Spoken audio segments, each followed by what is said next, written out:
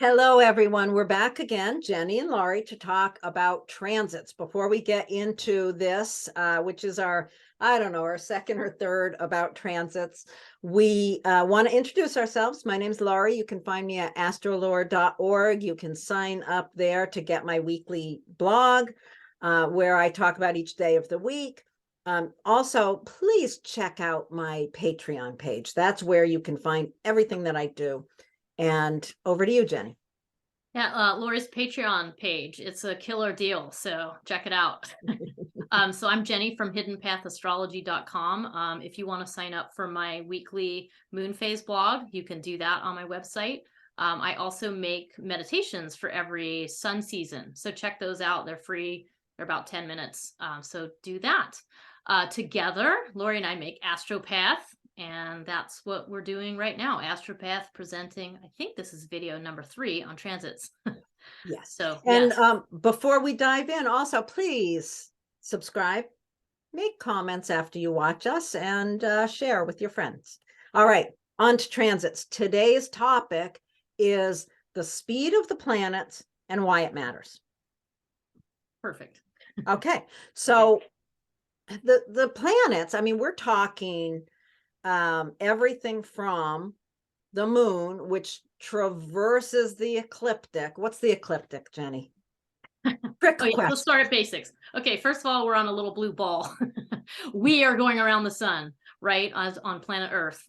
The moon revolves around planet Earth. And from our perspective, looks like it's changing zodiac sign every, what is it, like 2.5 days? Yes. The moon? Yeah, okay. Yeah, so the moon travels the ecliptic in 28 days. The ecliptic is the imagined path of the sun around the earth. From our perspective, it looks like the sun is going around us. Obviously, it's not. We all know that. But it looks like it is, and that's the path of the ecliptic. So it takes the moon 28 days to go around. It takes Pluto 248 years to go around.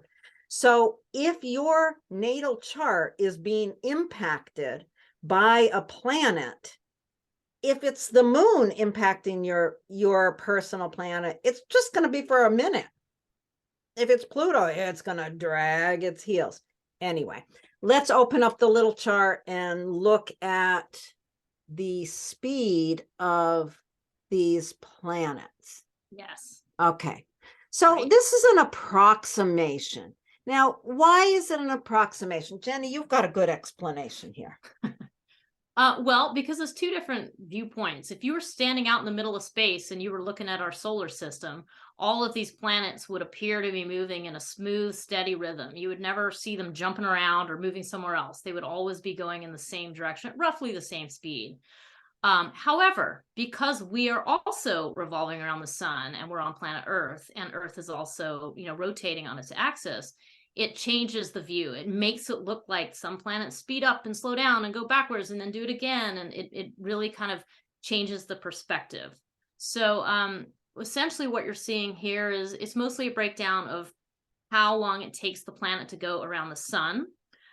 When you see the sun that says 365 days, that's really us, right? It takes us 365 days to go around the sun. So that's what it looks like from our perspective. And then as far as the moon, which is a little bit different too, right? I mentioned before, but the moon is 28 days around the Earth. It's a satellite of the Earth. It is not a planet, obviously. The others are all referring to how long it takes each of them to go around the sun, pretty much, or pretty close. So yeah, Mercury, it only takes 88 days to go around the sun, but from our perspective on Earth, it looks like it takes closer to a year. Same with Venus. Venus is actually a little quicker than a year as far as how long it goes around the sun. From our perspective, it looks to be about a year with the retrograde cycles. Once you get to Mars, we're on the other side of Earth, right? We're now, that's further away from us. That takes about 2.5 years as you have there to go around. And then the rest of them are self-explanatory, that they each take that amount of time to go around the sun. Right. Okay. So when we think about this, the sun will go through one house, one sign in your chart in a month. right? It takes a month for the sun to move through whatever. Where are we now? We're in Aries. Takes a month for the sun to move through Aries, and then another month for it to move through Taurus. So if the sun is transiting, moving through, the word transit means moving through. If the sun is moving through your fifth house, it brings its light and its warmth to that area of your chart. If the moon is moving through that same area, it's only going to take 2.5 days. If Saturn is moving through that area, it's going to take almost 3 years. So how does that feel different? First of all, the sun is bringing light and warmth. The moon is bringing just your moods. And Saturn, if we're going to use that for an example, is going to bring responsibility to that area of your life. And it's going to stay a long time. So yeah, I like thinking about the moon coming into an area of your chart as somebody stops by for tea. If Saturn is coming through that same area, that is a teacher that moves into your house and stays for 3 years. It's very different. It's very different. And this is really why the speed of the planets really impacts how they impact us, how these transits impact us. Because if something is moving really fast, it's just quick, it goes through. If something is moving really slow, it grinds in and it changes us during the course of that time. The next video we're going to make is going to be about retrogrades and how that impacts it. And that's a big part as well. Yeah. Yeah. So other things to add to this picture, you may notice that Mars is 2.5 years to go around the sun, but Jupiter's 12. So there's a big gap between those two. And this is essentially the most simple delineation is this is the distinction between the further out planets and the closer in planets. So, Mercury, Venus, and Mars are considering the personal planets that have personal, quick impacts that happen, right away. And in your natal chart, that's where the personal action's happening. The sun and the moon are the luminaries. And then once you get out to Jupiter and Saturn, we're looking at the social planets. Just, I don't know, how you kind of interact with your community. Jupiter is about, rewards, expansion, that sort of like grace in a way. Saturn, more like effort, discipline, and that whole teacher idea. Once you get to Uranus, Neptune, and Pluto, these are moving very slowly. And these refer to generations. These help you understand what generation you're a part of. In a natal chart, we often look to how those aspect your personal planets to understand what kind of pressures are being put on those personal planets. So that's just real quick. We definitely think of Uranus, Neptune as Pluto as the outer planets, Jupiter, Saturn as the social planets, Mercury, Venus, Mars as the personal planets, and then the sun and the moon are the luminaries. Yeah. So I'm not quite sure what I was going to say. That's all right. Yeah. But yeah, the difference between these quicker moving planets, but you can watch them as they go through your chart. You can watch Mercury bringing your thought processes from one area of the chart to the next. You can think of all of these. The quicker moving planets really are just personal changes in your life.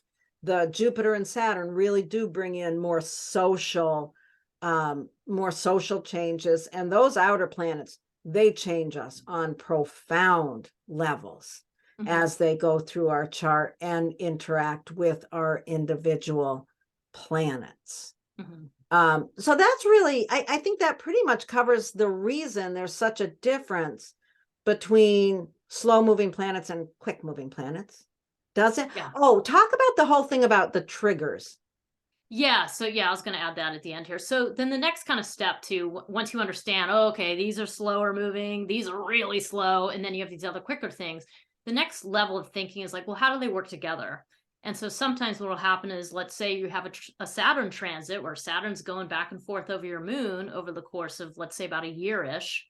Then those those slower planets like Mercury, Venus, or Mars might come in and trigger the same point. And that'll be like an action point, like an inflection. Like you have the Saturn transit, but the time when Mars comes in and also activates that point is when something really obvious happens that kind of triggers this whole cascade of changes and transformation in your life as a whole. So they really do work together to kind of tell a story, to paint a picture about what's happening to some particular part of your natal chart. And then how that plays out into your own life is, well, that's part of your story. So it's really nice to kind of understand how they work together, especially those outer planet transits, because sometimes you just can't really feel them. Like I was thinking about one time I had Neptune going over my midheaven, and because Neptune moves so darn slow, it went back and forth 5 times over that point. And in the course of that time frame, I lost my job. I went through a career change. And I felt like there was nothing to be done. Like Neptune brings in this idea of like, I'm just going to swim with the current. And it's better to swim with the current than try to fight the current, because then you drown. So, so I had to learn how to swim in the current and accept that shift, whether I liked it or not, and then start to work with what was happening. So I do remember that. Do you have a story like that? Oh dear, you put me on the spot here, Jenny. I know you don't have any stories like that, I so probably have a million, but off the top of my head, I'm going to tell somebody else's story. yeah, I all right. remember a client who had a Uranus about to conjunct her midheaven. And I said, is there some big change happening with your job, or with, are you thinking about moving? No, my job is fine. It's steady. Everything's fine. My home, blah, blah, blah. And within 2 months, she had moved to California for a new job. These things, and I don't know, off the top of my head, but I imagine that there was some trigger, an eclipse or a Mars transit, because like you said, these long transits, Uranus, because of the retrograde, which we're going to talk about in the next video, because of the retrograde, it goes back and forth. It takes so long. Yeah, these trigger points are really important. When did she actually get offered the new job? When those big things that really created the impetus for the bigger change, those triggers are really important.